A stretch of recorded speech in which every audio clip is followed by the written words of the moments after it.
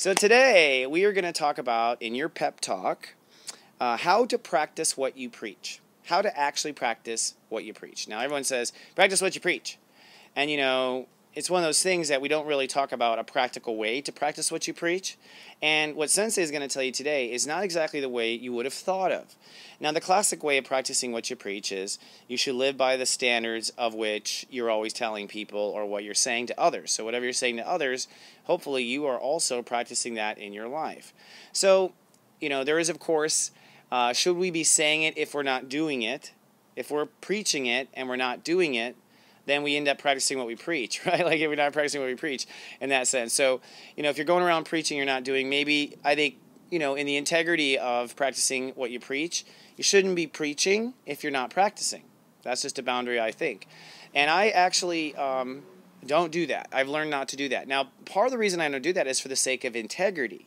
Integrity is step 11, and that's why I'm bringing up practice what you preach to some degree, is that we're in the integrity of Virgo now.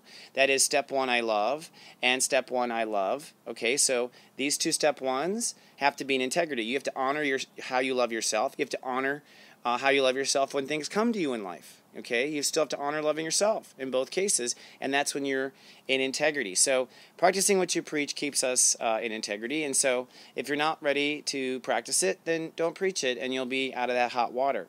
But there's a more practical, even deeper sense in this that I really want to drive home and help you understand today, and that is, especially now, and in the world of new discovery, and that's where this idea comes from, is Mars crossing Saturn, Saturn in Sagittarius, so the human walk race is growing up with what they believe and moving forward right now, and because Saturn is direct, I think it's time to practice what we preach. Like, this is a time where Saturn in Sagittarius says the people who are lying will be exposed, I think, in every case.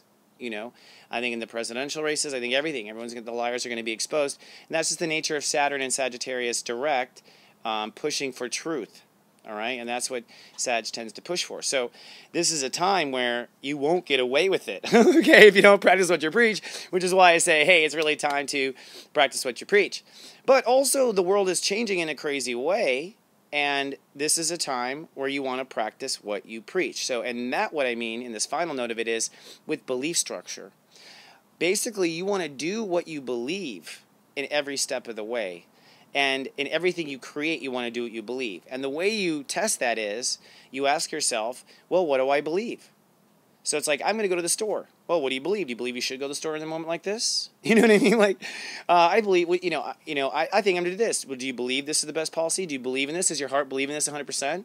And so what you're constantly doing is making sure that your actions are in alignment with what your heart believes in every little Virgo anal sense of the way. Now, if you are anal Virgo about practicing what you believe in every little choice, that's what I believe, and I did this and I believe, you will find yourself far along your personal inner patriotic path, and you will find yourself coming to some grand conclusions about who you are very quickly. So this is a time where you can learn and run fast by applying your beliefs, because you're going to see where those beliefs actually lead.